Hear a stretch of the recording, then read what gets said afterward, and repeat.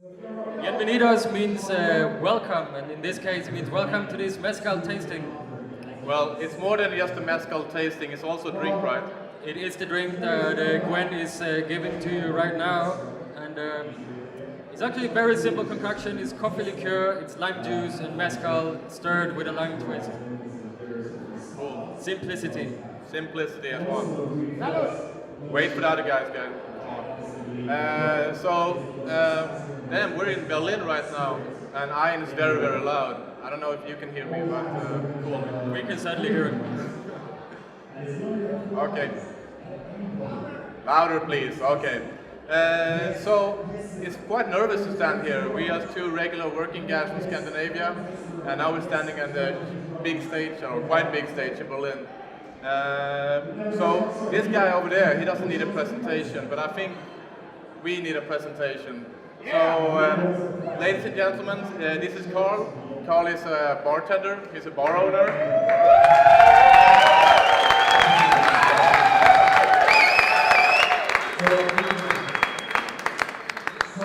But he's also a agave freak, he's a agave blogger. He pushes agave spirits, tequila, now really much mezcal as well. It hasn't always been like that. He started as a bartender in London many years ago, and just happened to go to a place called Green and Red. And Green and Red, he was working with two very special guys, right? It's Dre Masso and Henry Besant. So I think we should start to thank Henry for all the work he did to the agave industry. We really appreciate his work. Very great mentor.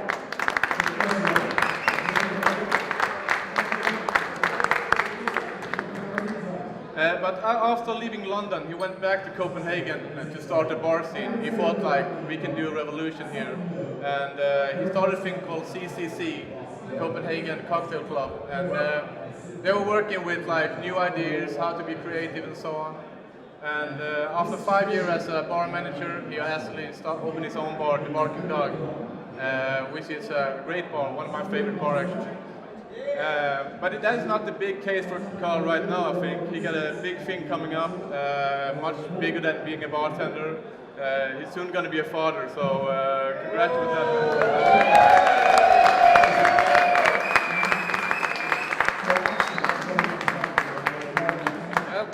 Huge challenges, all positive. I don't know if you read in the magazine about Max. It says he has 10 years experience in the bar. It's very important to understand what side of the bar that is. It's as a consumer.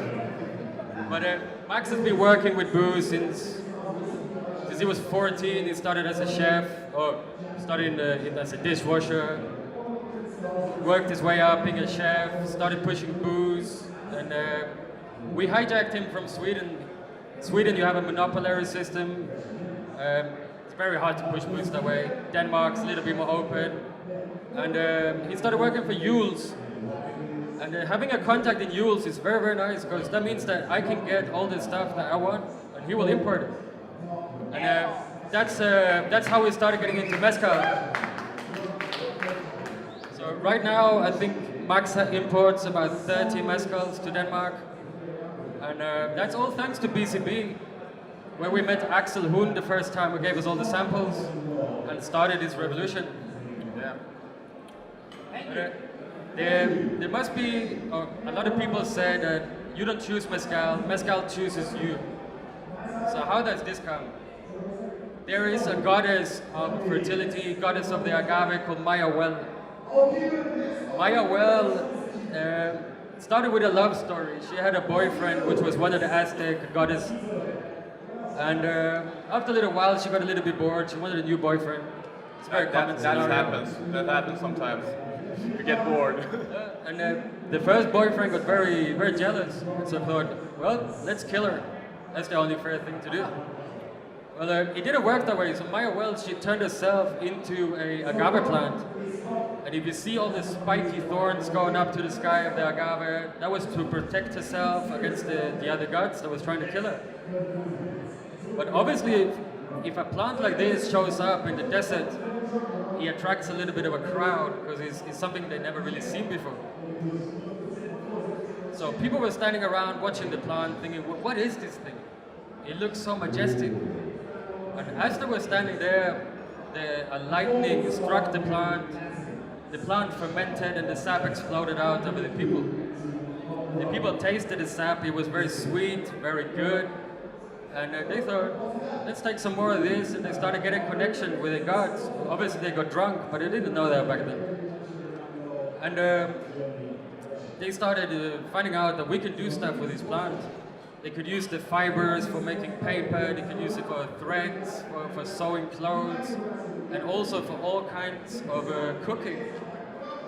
So I have a belief that Maya Well, she chooses her way, and that's the main reason why we're here today. Well, we're not here to talk about Maya Well or start like a new religious cult here. That is not the meaning of this. We was asked to come to Berlin to have a tasting, so that's what we're going to do, right? We're going to start with the reference, and the reference today is San Cosme Mezcal. It's the glass that is on your left, on your very left, under the jicara. Under the jicara. The jicara is, you can turn it around and you can pour your mezcal in there. You can use it as a protection device as well.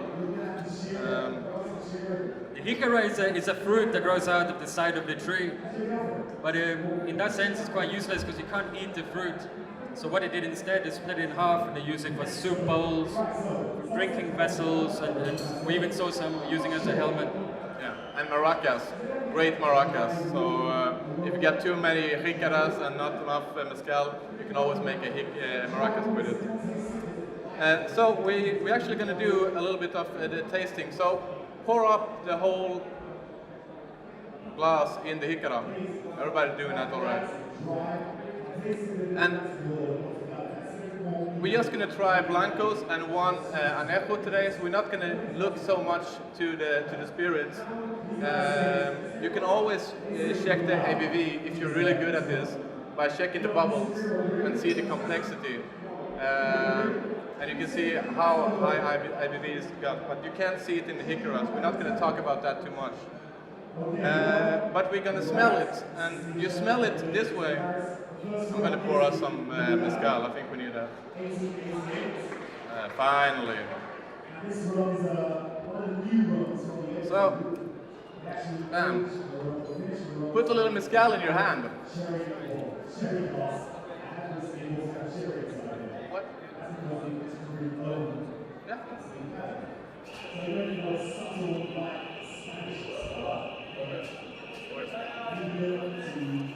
And smell it.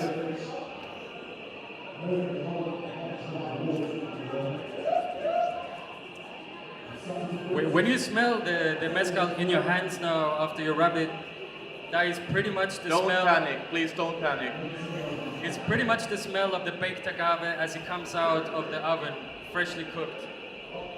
This way you can also smell, if you're good and a little bit trained, you can smell how much tails is in the distillation, if it's a good distiller. Do we get some security guys to fix this problem? Okay, great, thank you.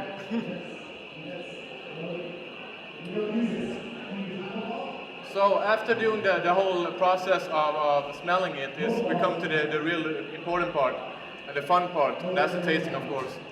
To be able to taste mezcal, because it's such a powerful flavor, you need to warm up your mouth a little bit. So if you take a big sip and you roll it around in your mouth quite aggressively, like you would do with mouthwash, like gurgle it, roll it all around your gums, and really make it aggressive. Because normally when you taste spirit, you haven't tried spirit before. Now you've been to a bar show, so you've been drinking shitloads of booze, but sometimes you have to get something to clear your mouth, so you're not going to be attacked by all the hard spirits. Oh. So that stings a little bit. It's quite a powerful flavor in your mouth. Take another small sip, roll it around gently, and then take your tongue and push it around your gums. You're going to see how it starts burning a little bit. It's all positive, don't worry. Yeah, you're making up with yourself, so roll it around. And they say that when you try it the third time, you get the honest flavors. because your mouth is used to what is coming. So when you taste the first time, you go, oh, wow, there's aggressive flavors, you don't want to drink it anymore. But you have to give it a chance. So this is just like a warming up thing, so you can try a little bit of the good maguey juice or agave juice. We're going to use both of the words, maguey and agave. So if you think it's going to get twisted, maguey and agave is the same thing. So this is number one, the one reference, under the hickory. San Cosme. So we just came home to Europe from Oaxaca, Mexico. So we're going to talk about only mezcal from the Oaxaca region. There are other regions in Mexico as well that are producing mezcal. Tequila is one of them. So tequila is mezcal, not the other way around. So this first San Cosme is just a reference, but we haven't been to his palenque yet. Didn't have any people to take care of us. So, but we're going to say thank you anyway. Yeah, we want to thank Eric for supporting us with a reference mezcal. Yeah. He's in the San Cosme booth. You can visit him later and he will answer all your questions. Thank you, Eric. We're going to run through the production of mezcal fairly quickly. If you have any questions, please come up and ask us afterwards. If anything is unclear or very unclear, please let us know at the point. First of all, the agave plant. It takes for mezcal, it takes on average 8 to 10 years to mature. It has 8 to 10 years under more or less constant sunshine. They grow off the rocks, they grow off the side of the mountains, you can cultivate them in fields, but they have a very tough life. They don't like too much water, they really like to struggle. And that's why you get so much good flavor from the agave as well. There's a lot of different types of varieties of agave. You have 13 main families of agave, where each family have about 8 species. More or less, yeah. And they all different flavors, they grow in different parts of Mexico, and it's quite hard to keep track of. It's just important to understand that 10 years of sunshine into a bottle, half goddess, half sun, is good for you. And we're going to talk about mezcal, and you harvest mezcal in a little different way if you compare it to in Jalisco, where you make tequila. Jalisco, you have this, what do you call it? A koa, which looks like the spade you use for pizza oven. But here, this is real men's work, and it's only manual labor. There's no machines that can harvest the piña. It's machetes. Some use axes, but that's probably what you grow up with. This is hard fucking work. This is really. I was trying this, and this 16-year-old kid was just standing and looking at me like, "White boy, get out of here, gringo." But harvesting mezcal is only manual labor. A lot of the times you have to go up hillsides, you harvest agave. First of all, you have to make sure that the agave doesn't roll down the hillside when you harvest it, but then you have to chase it. Second of all, some agaves you can't get to with a donkey, you can't get to with a truck, so you have to carry it by hand. And these agaves, if you take Espadin agave, they weigh 50 to 100 kilos. You have agaves where the piña can be up to 200 kilos. And obviously, I take 2 badass guys. Then finally, they get loaded onto a truck and they get to, almost all the time, they get to where they're supposed to go. Right now, this truck is not staying in Oaxaca. It's going to Jalisco, full of Espadin agave, which is a big problem right now because there's an agave shortage. So what do? You go to your neighbors, you steal their agave. And that means the mezcal production, you know, they have to worry because they're going to run out of agaves. We're going to talk about that a little bit later. We're getting more political on this thing, actually.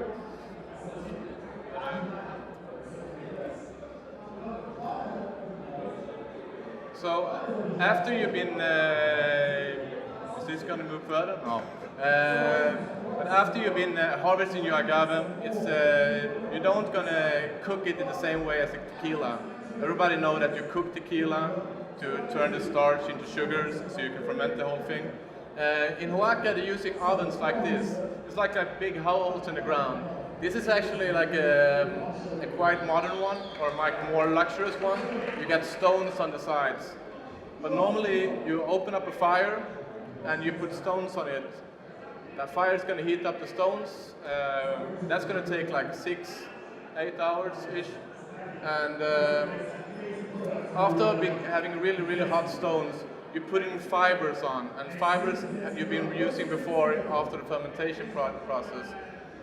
This is for like not burning the agave too much. Oh boy, we lost one. So you actually stack the agaves on this, and then you cover it, and you cover it with earth. Yeah, you cover it with earth, and then you let it bake for 5 to 7 days, depending on the season. The warmer it is, the slower the cooking. Now, when we were there, it was the rainy season, so in between the last layer of soil, you have to put a little bit of plastic to keep the rain out, otherwise it kills the oven. Yeah. And it's very, very, all the pictures we're going to show today is our own pictures, and we are not very good at technical stuff, so if it's this iMovie thing is not working 100%, it's our fault. But we just nerds of booze and not IT guys. So once you have baked the agave, you move it on to the mills. There's a couple of different mills you can use. Most commonly is the tahona. Tahona you use in traditional tequila making as well. It's a massive stone wheel, usually somewhere around 3 to 6 tons, that gets pulled around a little pool by a horse. There is different ways of milling. Tequila is using a lot of roller mills, which is fully mechanical. And there's also something called a machuque, which looks like a massive baseball bat. They just hammer it on the ground. That is a little bit more hardcore to using the machuque. It's not that, there's not many producers using the machuque anymore, but it's mostly tahonas. And the beautiful tahonas like this. This is actually one of our favorite tahonas. This is another tahona. This is actually inside a restaurant. See, we are sitting eating tacos like 15 meters away from this while he's working. This is very common. You have distilleries or palenques, as they're also known. They along the roadsides, the inside restaurants, they're everywhere. Here we see the only mechanical mill that we found visiting about 15 palenques. It's very, very untraditional. It's very, very small, and we were very skeptic to start with, because it's nothing you want to see in your favorite distillery. You want to see the handcraft, you want to see them stamp it with their feet, or however they want to do it. But it works, and we learned how to respect it a little bit. So after this process with crushing the agave, we are going to ferment it. And compared to all kinds of booze that you know, this process is crazy. We're always using yeast to start a process, right? But in this way, they're using airborne natural yeast. So they're using open fermenting vats. So the yeast in the sky is gonna work with the sugars, and then starting to ferment. The fermentation vats, all the ones we saw was made out of wood. And they don't clean them in between the fermentations, because it keeps some natural yeast inside the wood, which helps accelerate the fermentation. And the only thing that is added is natural water. Because when you mash the agave with a tahona, usually you don't get a juice out of it, you get more like a thick mash. And because all the fibers are added as well, you need to add water so you can kickstart the fermentation process. So the whole thing is 100% artisanal mezcal. Is just two things. It's agave and water. That's it. You're not drinking anything else. And that is quite unique with mezcal, or artisanal mezcal. And again, there's a lot of manual labor doing spontaneous fermentation, because you constantly have to turn the fibers around to make sure that all the sugars get eaten. Otherwise, you lose a big part of your fermentation. And fermentation in this way usually takes 5 to 7 days, also depending on the temperature outside. So if it's cold weather, it's obviously going to take longer time to do the process. On the picture just before, we saw one of the only few water sources we found on the actually palenque. But going from fermentation, the next natural would be distillation. Yeah, distillation. And this is the fun part of it.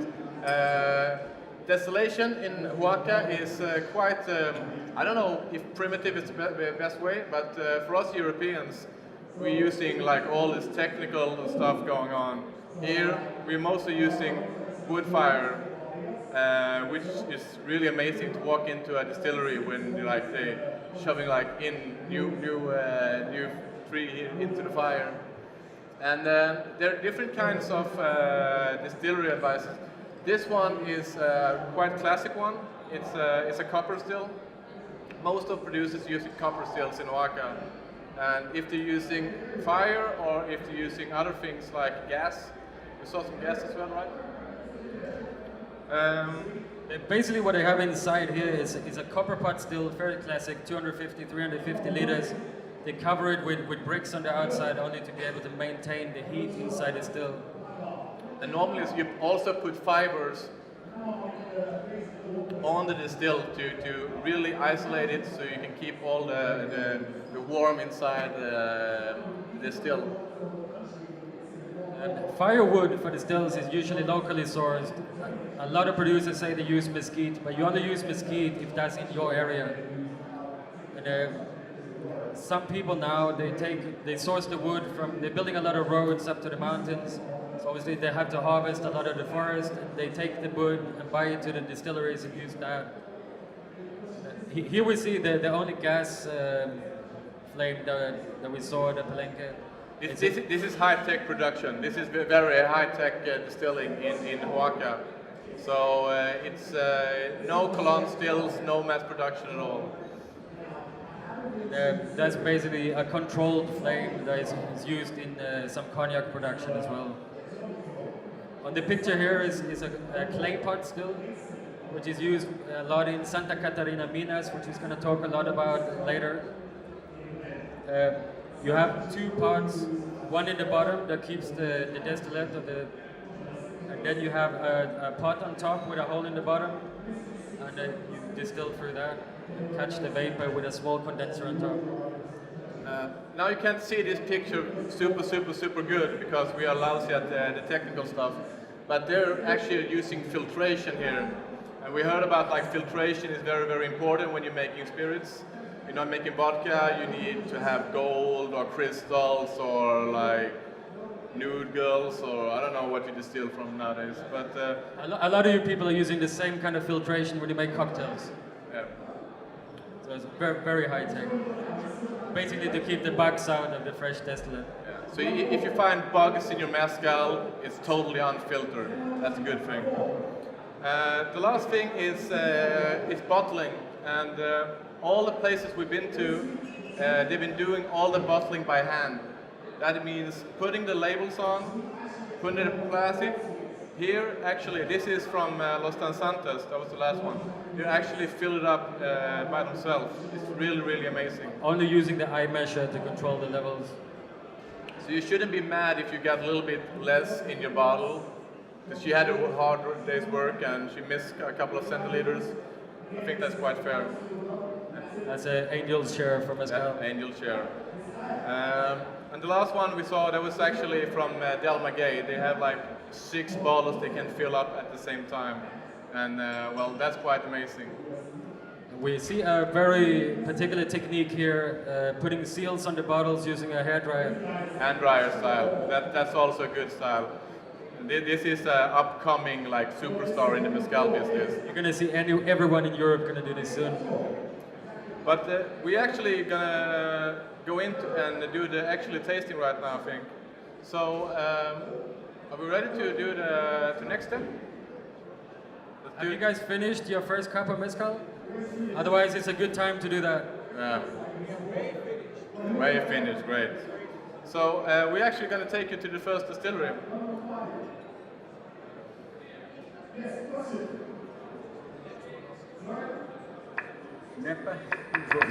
Kazan, reseñero para ya roca junto presumirme hasta Europa.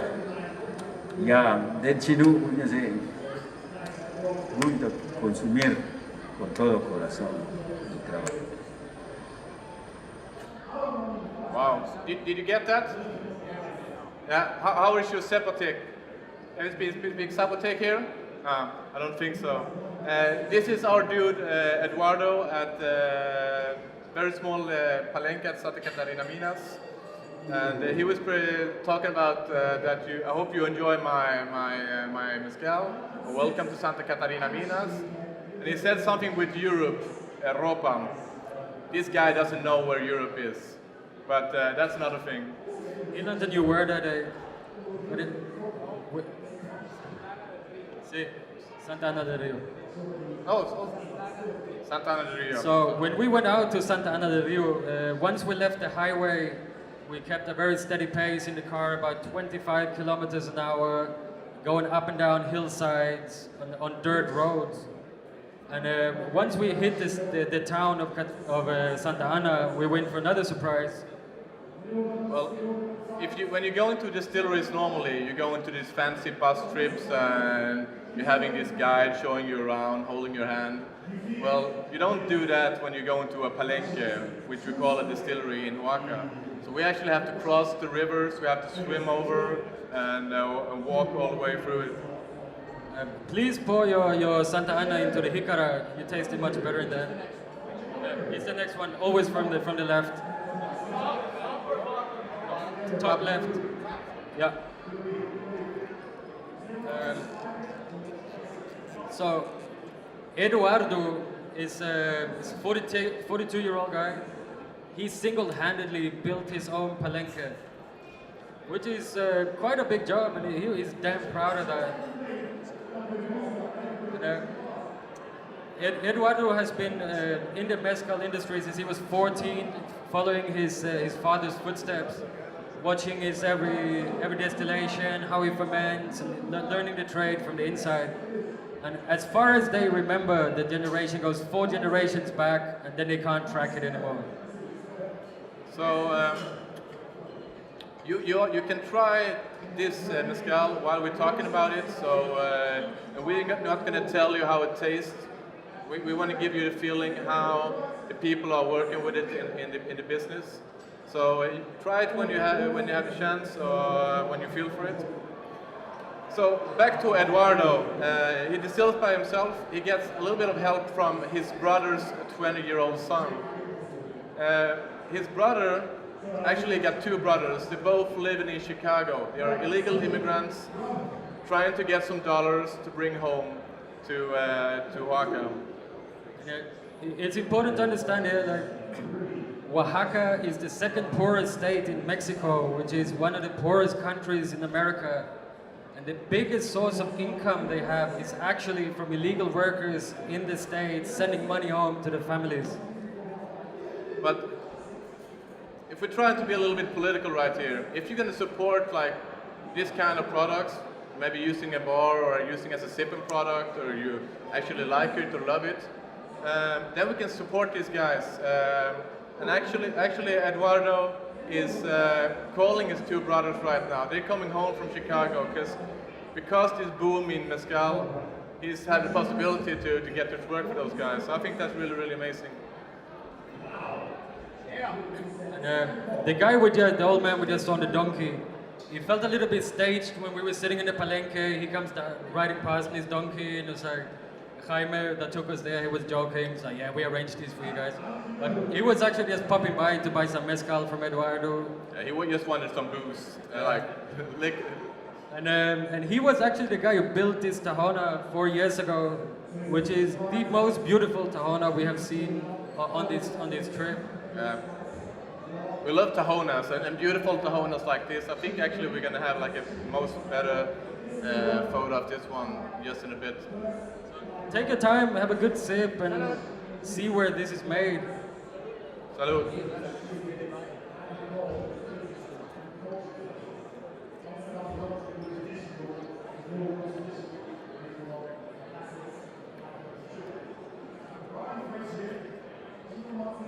It was actually his 4th Tahona, and around the Tahona here he has a little graveyard for the old stones that he used for the other ones. But apparently it's very hard getting satisfied with one stone that mills exactly how you want it and where you want it. So the other stones, they were no good. we should say, because we have like a little sidekick here as well today. Because we actually got Hector. He's coming in here today. Hector, can you come up here? This guy is Hector. He moved to Europe because of love.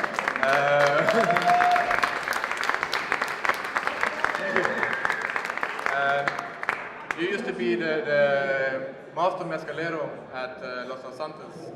Yeah, I used to be the master distiller at Danzantes, and I used to work with all these guys from Alipuz, with all these producers, just to help them to produce more and better. I'm coming back to Oaxaca to work at Danzantes. It's hard to be away from this place. And the lovely work is Alipuz, because it's working with people. Mezcal is lovely, but working with these people, it's a good job. And thanks for all the job that you do for all of us.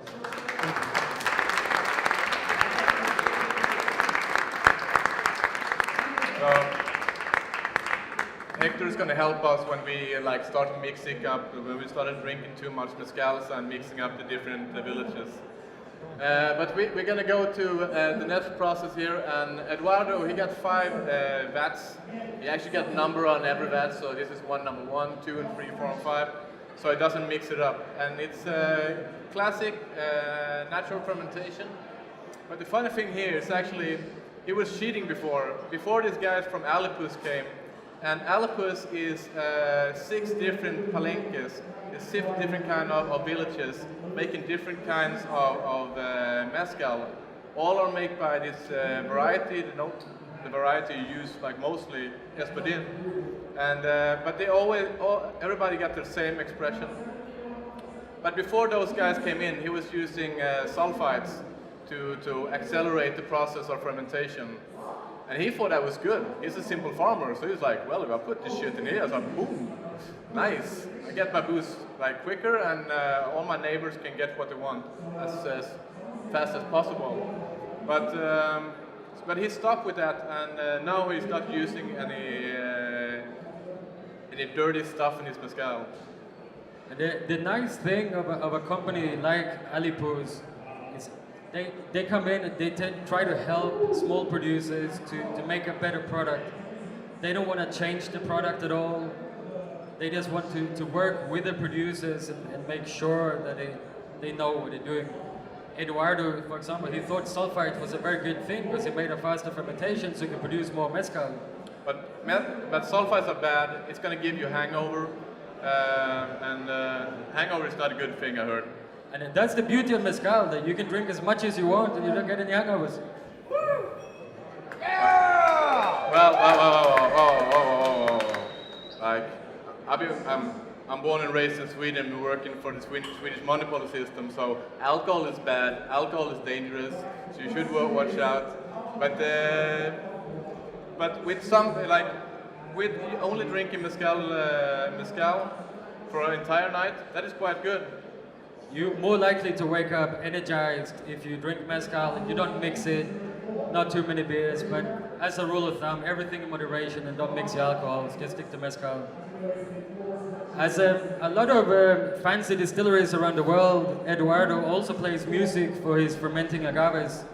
Well, it's not really Mozart or Beethoven that playing here, it's more like banda music. But he was out of batteries when we were there, so I'm not sure if the most important step of the fermentation. But Alipuz, one thing they did in all the palenques is they provide them with proper storage vats. And we didn't see many stainless steel vats around the palenques at all. Usually it's in large plastic containers. But it's not necessarily a bad thing, it's just a very good way of storing and securing a mezcal. A lot of times it looks like this when you get served a mezcal at a palenque. Yeah, this is cowboy way to drink mezcal. But really to understand how this works, a lot of companies like Del Maguey or Alipuz, they're just buying the spirits from the palenques or the distillers. So they're paying a price per liter. And you should always try to check and ask the importer or the guys who are working for the company, how much do you pay this guy at the palenques? Because they're gonna pay really low prices. this guy is not going to get the money. But Alpus and like Del Maguey, they're making a really great work, and like they're not stealing the money from the guys, because there are a lot of interest from people from like the States or especially Mexico City coming down with their big money. Especially because mezcal is booming right now, it's very important to make sure that the villages where it's made, they can keep up and they get jobs out of this, that we don't exploit the industry. But back to Eduardo, who recently went traveling for the first time outside Oaxaca. And he went to Mexico City, where he got bit by the travel bug, which is it's quite funny. He wants to go around Mexico now, he wants to see the world. He's laying in his hammock telling stories to the people about how he was out in Mexico City. Yeah, he's a globetrotter right now. He's been 42 years old, out from the States once, but now he's getting really big. Actually, this t-shirt he's got right here, really proud of it. He bought it in Mexico City.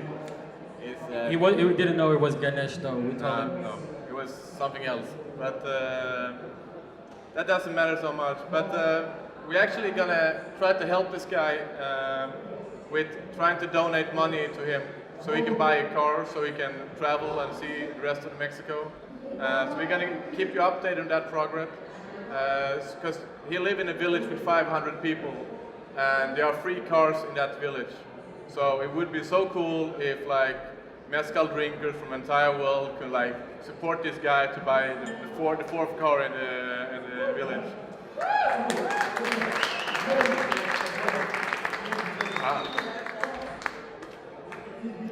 And another thing that Eduardo is doing now, which is quite forward-thinking in the mezcal industry, is he's nursing wild agaves.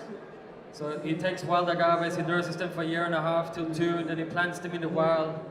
And this is because of the agave shortage. And of course, this won't save the world, but if everybody does a little bit to try to put back in the ground what you take from it, then we might have a sustainable business here. This is the view over Santa Ana del Rio from the way home.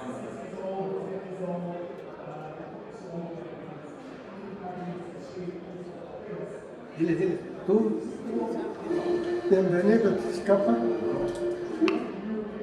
That's some powerful words from Faustino right there. He said, "Bienvenidos, Shishikapa." This guy was so afraid of the camera. He couldn't handle it at all. We tried like 10, 20 times, and that was the best one we could get from him.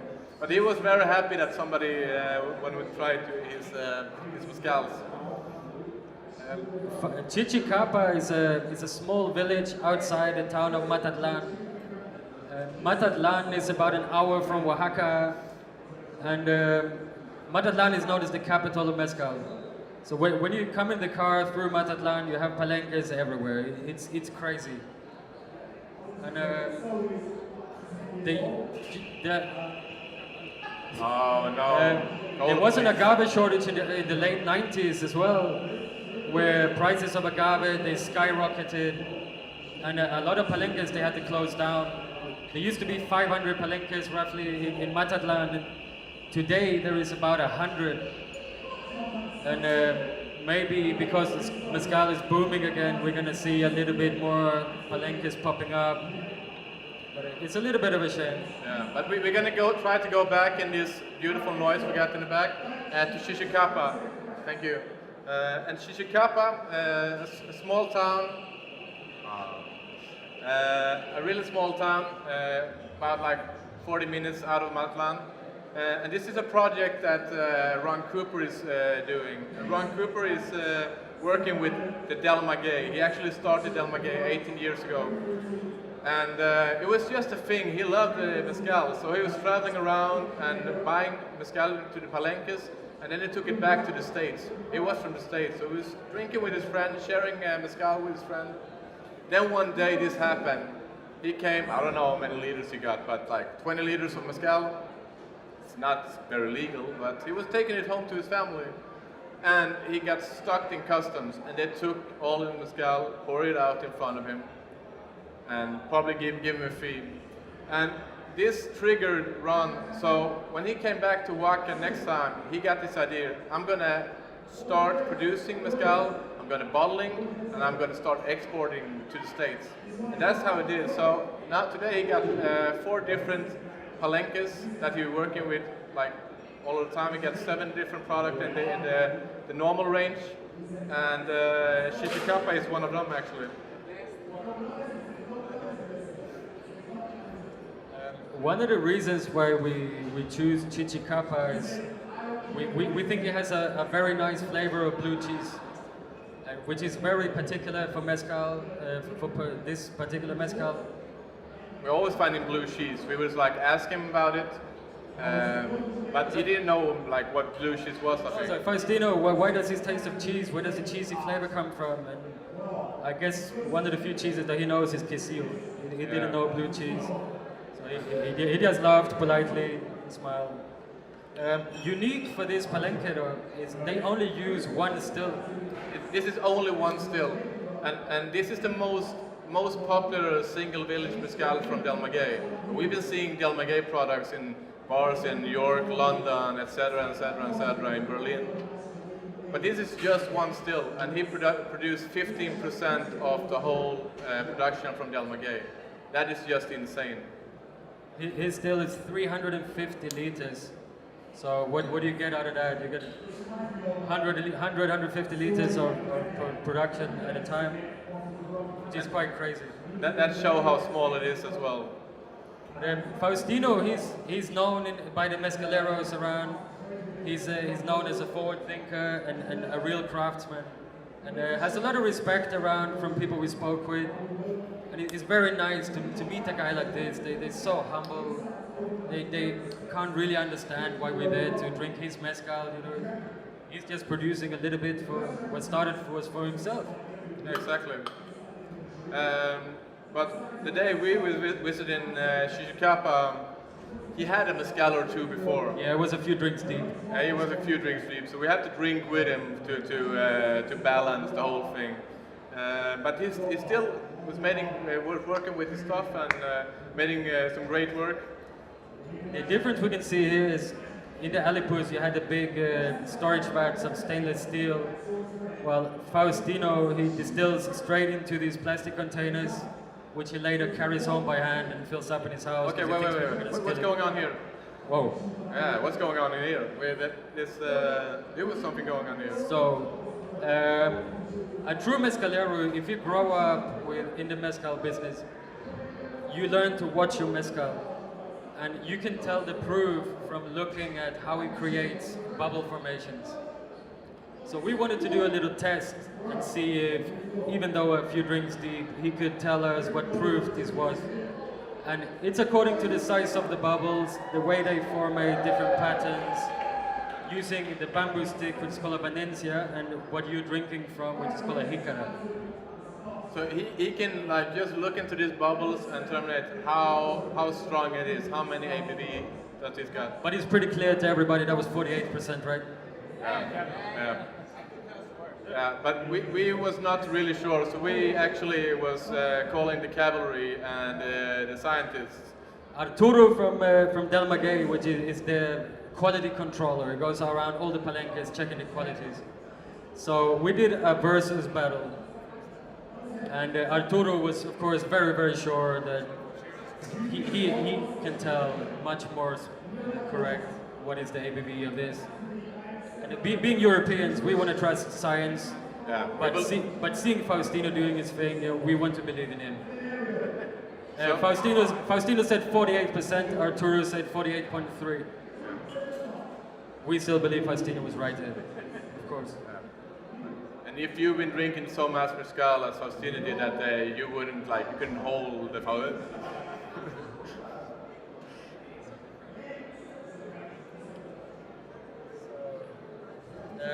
Faustino was one of the few that had his own water source. We're getting back to that later. We're off track. Yeah, we like spending some time in the palenque and drinking with the master mezcalero and drinking in jicaras. And if you're really cool and you have your own distilleries, you also have a really big one, so you don't have to refill it all the time. And that's a quite magic moment when you're standing with this guy who's been producing this for so long time, since he was a kid, and drinking this huge jicaras directly from the source. Then you turn like this. And a lot of us come from families, you know, when you finish what you get given. So we have to finish it, and if you finish something, then you have to drink again. So that was a little bit tricky briefing. But it's pretty clear, it makes you happy. But back to the water source. It's very uncommon that you have a well on the palenque. And obviously that means that you get your very specific flavor profile. A lot of people, they go out and they buy the water from clean water sources, water refineries. Some get it from the local well in the town, and it's very different. And we think that that's where the cheese comes from. It's from his well in his garden. So this is the warehouse, or it's going to go to the warehouse. So it works like this. He fill up these plastic tanks, and then he carry it home every day, and then he put it in an even bigger one. And when he filled that up, then you got a batch. So a batch is not always just one distilling. Sometimes it's a bigger batch, because going to this village sometimes is going to take really long time. Sometimes we were traveling for 6-7 hours to go to a single palenque. So it's much easier to create like a big plastic vat or whatever, and that's a batch. So batch, when you look into batch numbers, it's always the difference if it's a really big one or a small one. The easiest way to look at it is one batch is one oven, because you can't fit a whole oven of baked agaves into one distillation. Thankfully for us though, Faustino is a bit more picturesque than the actual movie star. And this is his son Max on the left. I like that name. And his wife. And they send their greetings. They didn't want to do another movie, they were a little bit shy, but a picture was okay. I don't know if you've seen, but like all mezcaleros, they get really cool t-shirts. Do you know what this is? Anyone know Tommy's Restaurant, San Francisco? Yeah. There we go. And he got one of those. That's really cool. Have you finished your cups yet? Bienvenido a los danzantes, que disfruten de un delicioso mezcal 100% agave. Salud. Salud. This guy was super nervous. And again with the t-shirts, he had to change his like 2 times for the movie. He was sweating through the t-shirts. And we were quite nervous as well. When we were visiting this palenque, we thought it was a huge place. But actually we found out it was not that big. And because we heard so much about Los Danzantes and Alipuz and they're working together, but Los Danzantes being the big player, and they are really big in Mexico. But coming to the place, it was very clean, and it was run by a female, and we love that. We want to see more females in the business. We should give more way for a female. So this is Karina, and she is controlling this distillery with her iron fist. She's super hard. This is the mom of the distillery. And we're going to go back a little bit to the technicalities of how to use the oven. This is a fairly modernized oven where you have the stones all around the pit, which makes it easier to heat them up when you add a wood fire into it. So the fire burns in the pit for 6-8 hours. You get the stones really warm. You take fibers from the previous production of the agave. You cover the walls with it so you don't burn the piñas when you put them in. The piña is the heart of the agave. After the fire is done, you get charcoal. And the charcoal they sell back to restaurants, to barbecue places to make food, which is another thing they do is sustainable, to try to recycle everything in the production. And it's really cool because everybody's using local wood. So sometimes you go into a palenque and it doesn't have that much wood. They was actually trying to like drying cactuses and stuff because that's the local heat source that they can control. So once the piñas are in the oven, you cover it up with soil.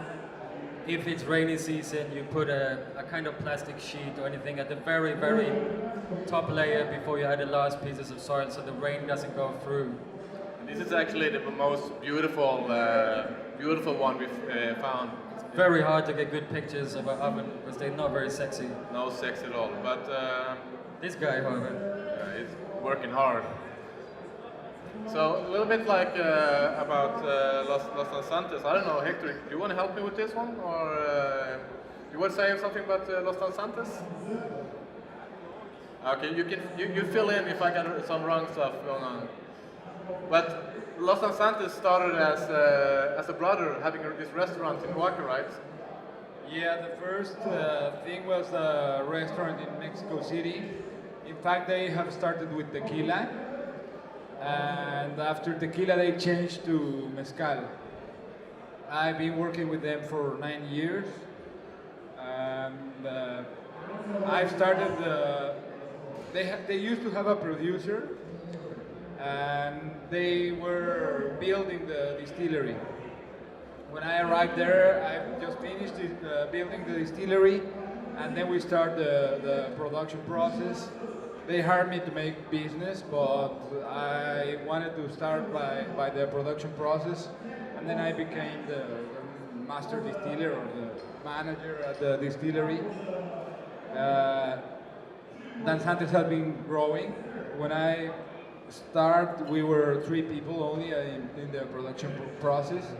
Now they might be around 10, 12 guys. They're working. Like in total, what I heard, they're in 28 people that working for whole Los Danzantes today, actually. So that's quite big. Yeah, with the office people and Exactly. commercial people. Yeah, we are trying to be very, very respectful about the process and the people. We hire, for example, to fill the bottles, only women from the village. They are specialized in this. For the fermentation, we have natural fermentation, natural yeast, which is indigenous yeast. We play classical music, some banda music. We use copper stills. This is what we found there when we arrived. And we are trying to make the process much more easily to work on it in the physical job, but we're not trying to change the things that could affect the process. For example, to distill we use gas, but we don't use gas to cook them again because we need the wood. In the flavors you will see. The distillation we are always smelling and tasting. And we help some other producers if they want to get some of these ideas. We are Danzantes owners. They are not people from Mezcal, but they love Mexico. They want to sell in Mexico. They are trying to protect the process and the people of Mezcal. Thanks. Thank you, Hector. Hey! So, in the way that we saw the distillery, they are very forward thinking. And one of the things that they have small experimental stills, 10 liters. They do a lot of experiments to try to produce new products, try new ways of distilling, maybe adding a little bit of zest of an orange to try to see what happens with that. And they also have a 5th still, which is a Portuguese alambic, which they're not very happy about because they say they don't produce the flavor that the mezcal needs. And therefore they built another of the traditional stills that they are using. So they're running with 4 traditional stills and 1 Portuguese. And Portuguese stills is the one you can buy on the internet, the small ones that you can have in your kitchen and distill at home again. You know one of those. And one thing they are very good at Dansantes and took far and honest is the aging process. What we're tasting here is a añejo mezcal, which is not very common in the mezcal industry. It has the same legislations as tequila, so a blanco or joven is up to 60 days, a reposado up to 1 year, and after that is añejo. And it's very important to understand, if when you're buying aged mezcals normally, most of those mezcals are fake. Like, don't buy any very cheap aged mezcal, because there's so much rubbish going into the business. There's so many additives, there's so much coloring going on. This is actually just an experiment. It is experiment with using like different kind of barrels. In this case, we're just using classic French new oak barriques, 225 liters. But it's more like an experiment. This is not like a huge commercial product. Letting two guys like us into a distillery is not always a positive thing for them, because we're gonna find everything. And we found these bottles, for example, that it wasn't a part of the tour. And this is glass bottles where they are maturing mezcal. And on agave forums on the internet, this has been a very big discussion the last couple of years. We have a little agave club back home. We've been discussing it. What happens with agave spirits when it's in a glass bottle? Some people claim that once you put it in a glass bottle, the distillate is finished and nothing else happens. We say that agave keeps living, like wine keeps living. And they proved our point here. Yeah. They agree that something definitely happens, and it's not only oxidation. They store it in the coolest place in the distillery. It's a minimum of 3 years before a big noticeable difference. And we got to try their old stuff from mid-2000, so 7-8 years old, against the new stuff. And there's definitely a big difference between those two. Some is better, some is worse, it's a personal thing, but it's definitely something happens when you store it in glass. And as Hector said before, like all people working at the bottling plant are making everything by hand, but instead of buying like really cool machines that you can press a green or red bottom, you can actually have people that normally wouldn't have any work. Because we actually talk about a very, very poor region where having a work is not that easy. So for a lot of these, especially these 9 females that are working in the bottling, they get a possibility to earn some money and meet some other people around town. And to finish off Dansantes with a little fun fact, every year in Oaxaca you have a Feria de Mezcal, which is a mezcal festival in the town. They have a competition of who's got the best agave. So a lot of producers, when they feel they have a really good agave, they bring it into the city center and they stand very proud next to it. It's like, look at my agave, man. And Jaime, who is one of the owners of Los Dansantes, he decided this year to buy all of the winning agaves and distill one small batch of it, which made, I think, 40 or 50 bottles only for the staff. And he calls it the champion of the champions, campeón de campeones, which we got to try. There's some really, really good stuff. So we're gonna do a double tasting now. We're gonna try 2 products in a row, and because we're going we're going to a very special village, Santa Catarina Minas. So you can try this too when you want during the talk. Just remember to pour them into your jicaras. It tastes much better. You get a wide glass. You can smell it properly.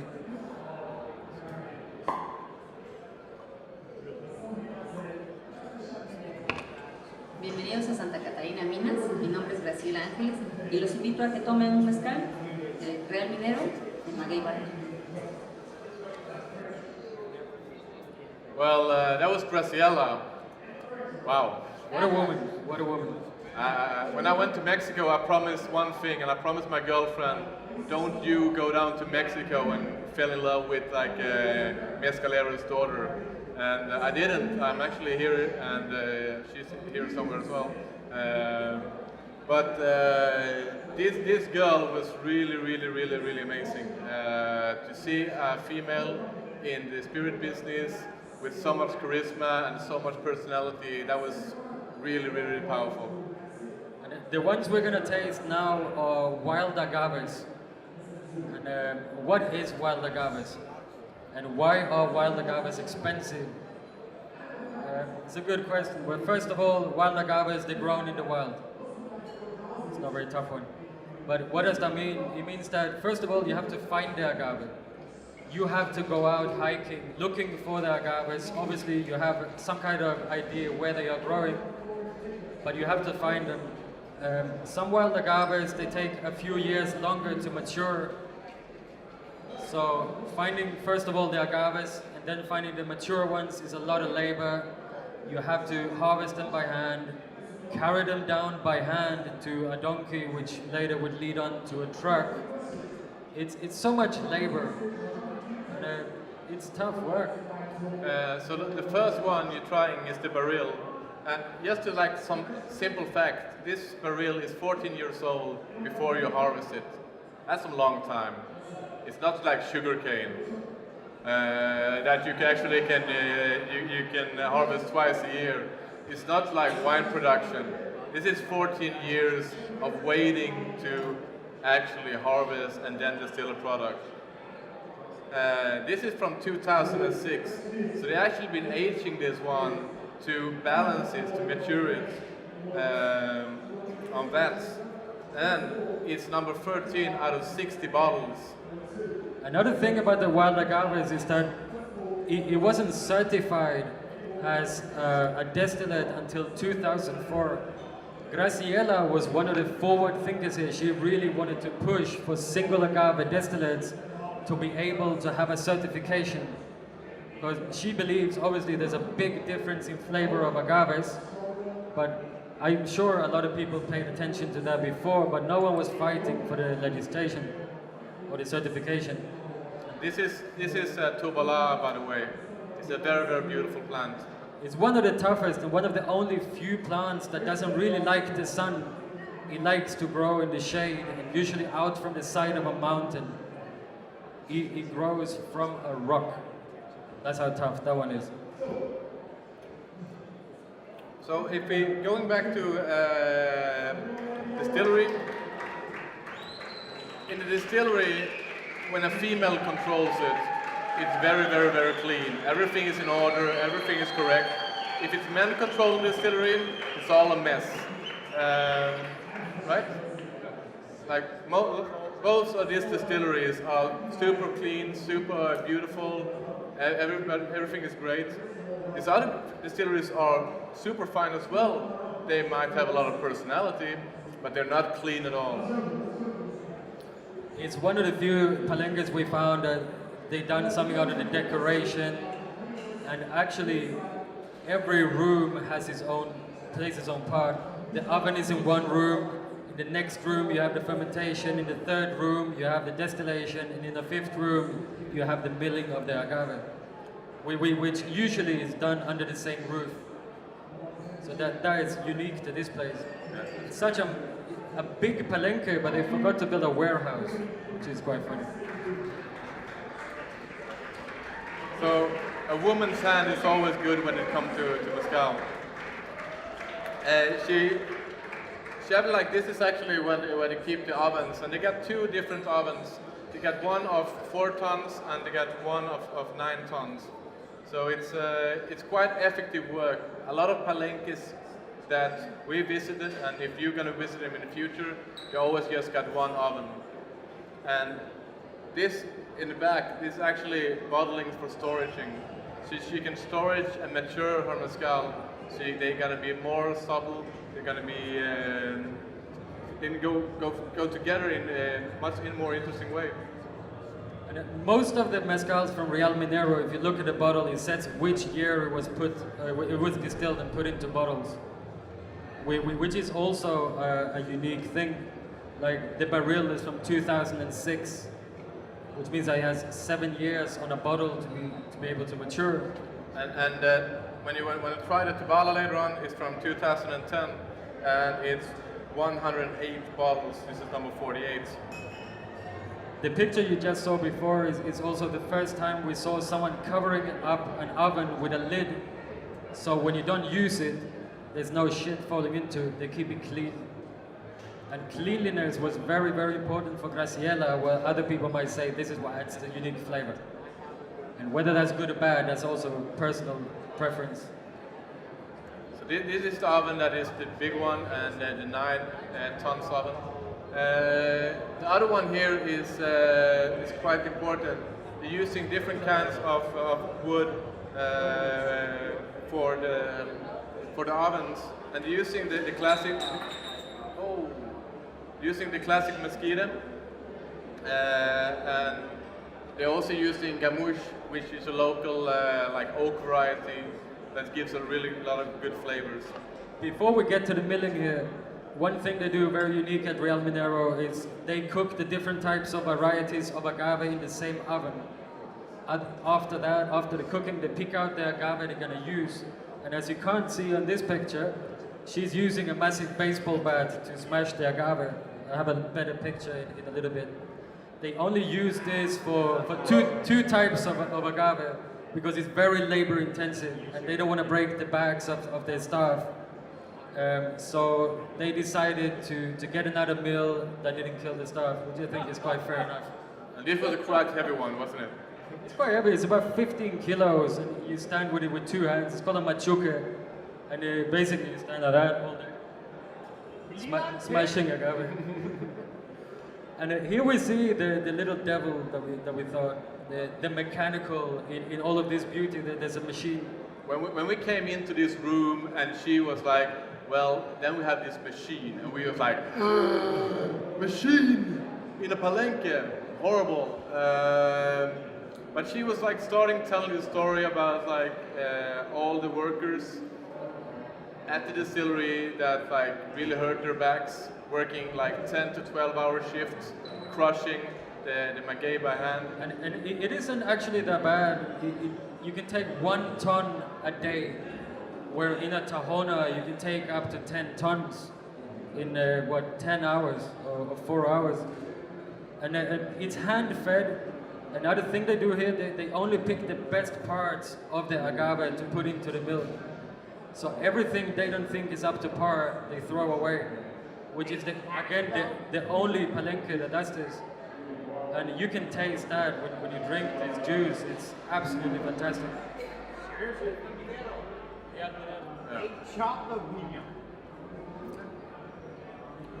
And then we come to the really nerdy parts of Santa Catarina Minas, and that's the stills.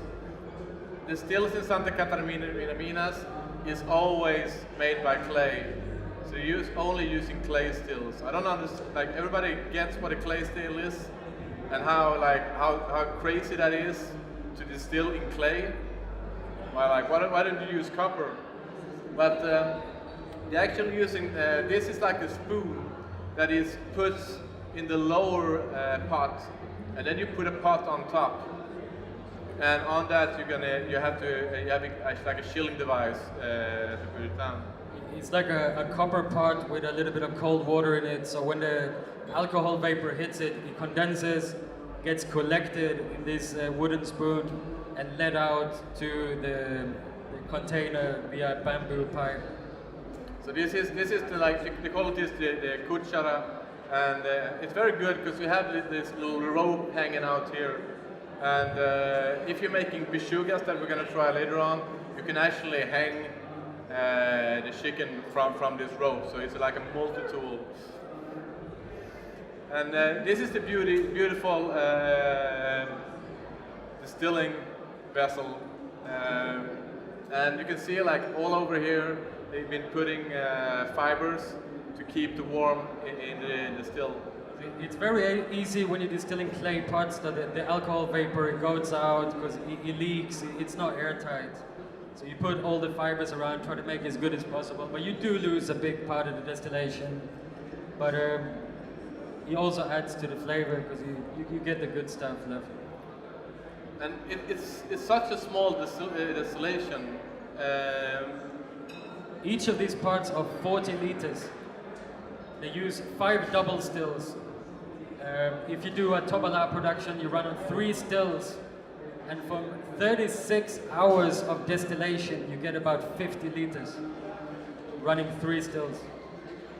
So this is 36 hours to making 50 liters of Tobala. Like, if you're going to try that, you're going bankrupt in Europe in 1 hour if you're going to try to make the same process. Like, I think some health administration going to close you down before as well, but that's another part. There is a third type of distilling mezcal that we didn't get any pictures on because it's not sure if it's true. There's people that claim there is pre-Hispanic distillation. I'm a big believer of this. I'm sure that the Mexicans were distilling way before the Spaniards came over with the art of the Arabic distillation. I don't believe in that shit. But in the end of October, David Suru and his crew of archaeologists, they actually found what they think is a really, really old still in the south of Oaxaca. And they're going down in the end of October to do tests on it, to see if something was distilled in it. And we're going to get our answer finally. So in the end of October, we're gonna know if who was the first. Because right now it's the Mongolians that are the first distillers in the world, and it's actually the same archaeological team coming down to South Oaxaca to see if this is true or not. How are we doing with the mezcals here? Are we finished? No more. Absolutely.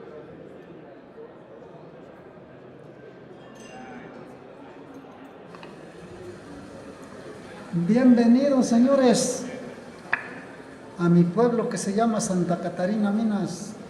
Yo soy productor de mezcal artesanal, orgánico y orgánico.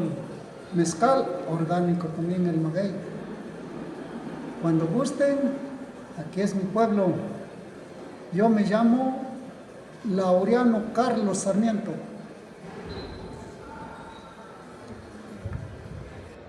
This is a cool cat, god damn. This old man, Florencio, he's quite a character, and it was really, really a magical moment to meet this. He's a legend in the work of agaves. When Del Maguey started, they chose 4 palenques that they thought was producing a very unique flavor and they could push forward to keep their flavor profile. And one of Ron Cooper's very big things was that mezcal with added water is not a real mezcal. There is a lot of discussions about this, and I've been at home taking my favorite mezcals, trying to water them down a little bit, see what happens.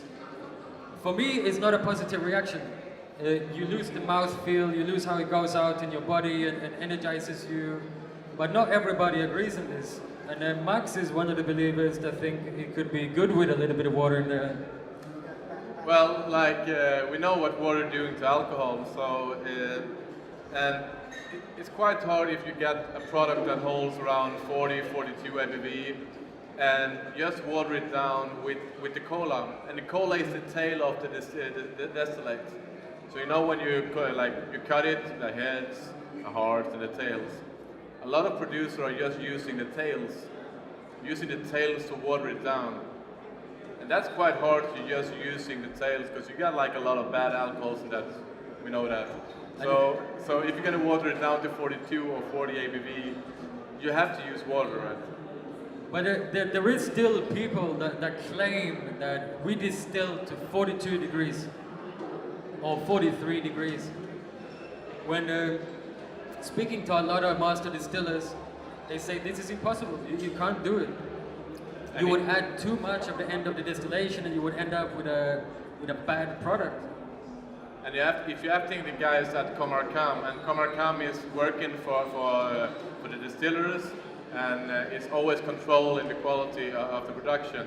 And they say, well, most of those guys are actually using water into the mezcal. So we don't know. It's very, very hard to find out. We found a lot of producers that saying like, yeah, we have a little bit of water, put it down like 1-2 ABV just to balance it. But it's a different thing. This is a picture of Carlos Palenque. And this is a really manly palenque. You come in and it smells of man. There's only men working there. It's dirty, it's gritty, and it smells of fire. when we came out of there, we smelled the firewood for 3 days, and that's only from lighting, firing up the stills.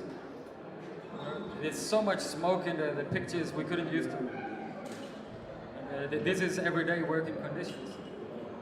Yeah, so it's quite hard work, and here you got his oven. It's about 7 tons size, and this is like a little bit more of a like an easy one. It doesn't have any stones around, so a little bit more like a low budget version of an oven. And again, here we're doing with spontaneous fermentation. There's always a lot of flies or bugs around, and it's not necessarily bad because they contain a little bit of flavor as well, which will give you this little unique flavor.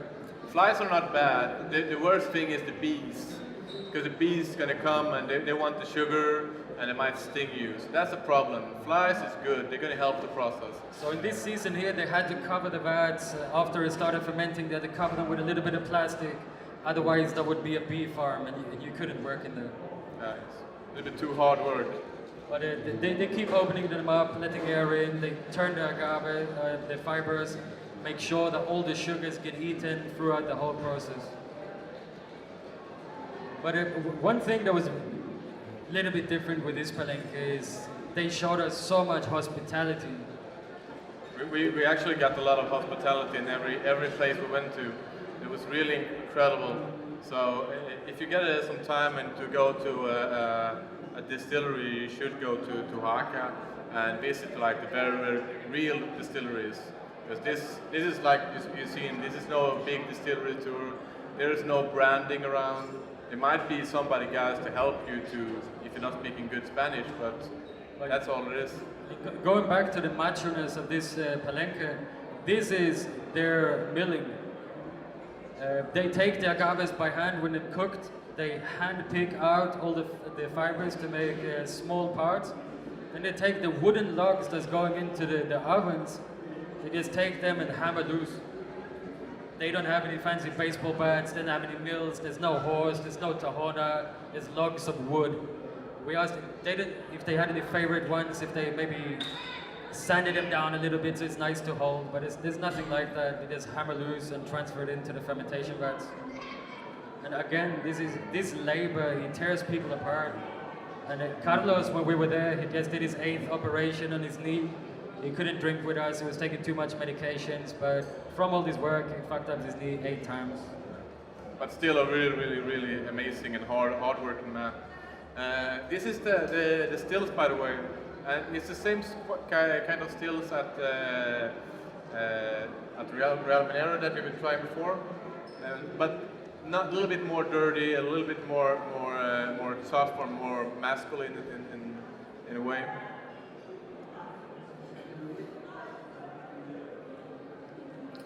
Salud. Salud. The last one we're drinking here is called a pechuga. And, you want some pechuga? I'm coming down. What is a pechuga? It's a mezcal that's only made for special celebrations. So you would make it for someone's wedding.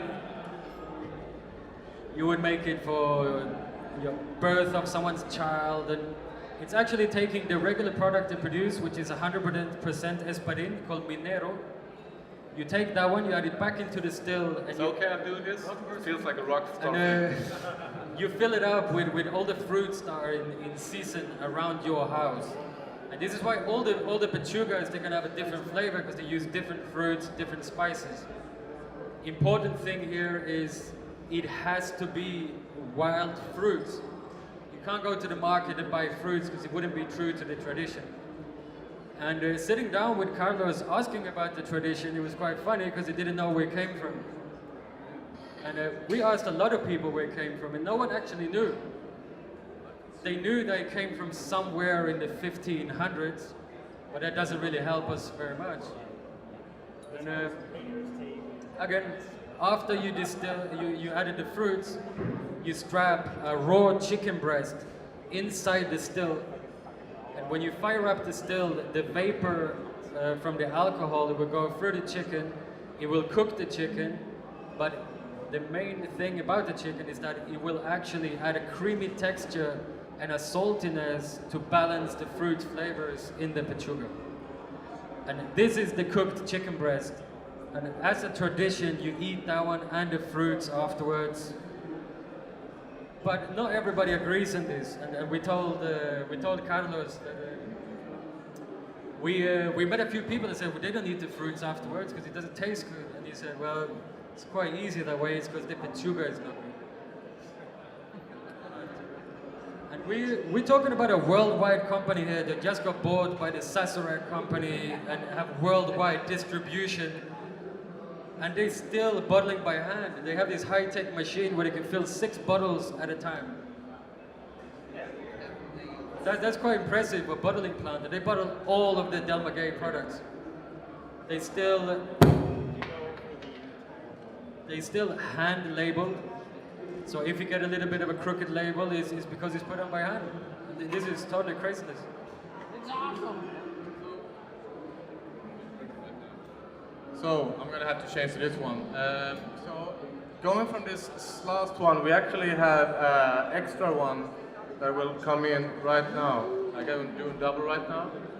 Okay. So we have a new pal that we met in Oaxaca, and fortunately it's gonna come. Do we have the special bottle of mezcal coming in? The special one. How do you say that in German?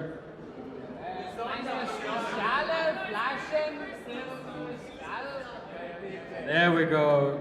And this is to explain what this is, because it's a very unique product. We have Judah that we met over there to explain exactly what this is. So we'll give the word to him. Hey guys, this is my family's mezcal, Mezcal Vago. Now you're going to drink one that you can't buy on the market. This is a type of mezcal that you might only find up at a palenque in the mountains of Oaxaca. It's made from espadín, but espadín bien picado, which means overripe, literally almost rotten. Actually, the sugar content will be lower, but you get a more complex flavor out of it. So this came out of the still at 56% alcohol, and then we actually used colas with a tail end of a distillation from a different batch of agave mexicano, and those colas were at 28.7% alcohol per volume, and we lowered this down to 52% alcohol per volume, or about 104 proof. It has a really nice flavor and is just something pretty unique that you could never really actually buy on the market, so enjoy it. So, thank you, Judah. I think, did everybody get this? So, Do you have any questions on what he just said? okay, so before you are getting this, Should we just raise the glass here? yeah. Salud. Gracias, hombre. Salud.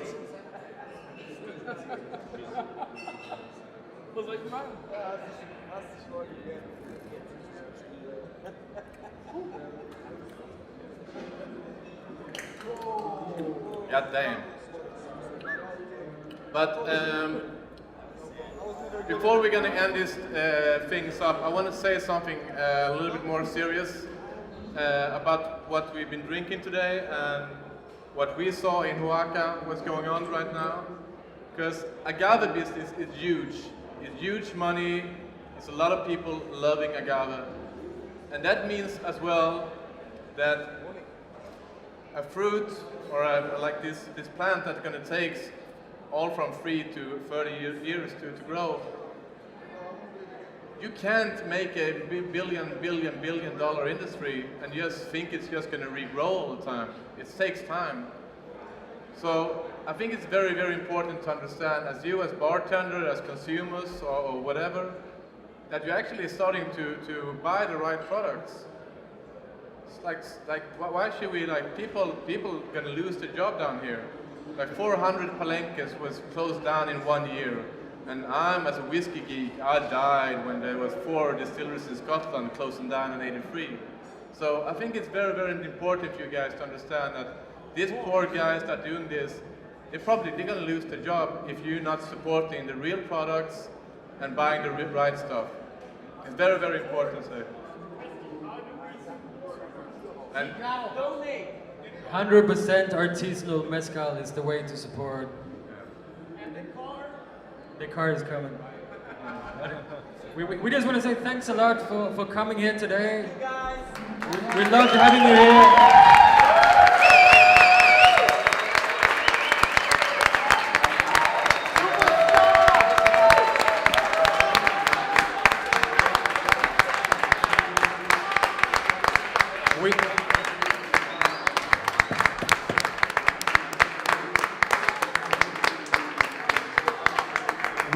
We just sent out a last cocktail to put you in the mood for tonight's party. We're throwing a mezcal party at Lupita, Mezcaleria, Kutbusator station. This drink feels like Berlin. It's mezcal, lime juice, a little bit of Campari and some agave syrup, just to put you in the mood. If you have any questions or just want to have a chat, please come up, talk to us. We're going to show a few weird pictures from our trip as we go along. Thank you so much.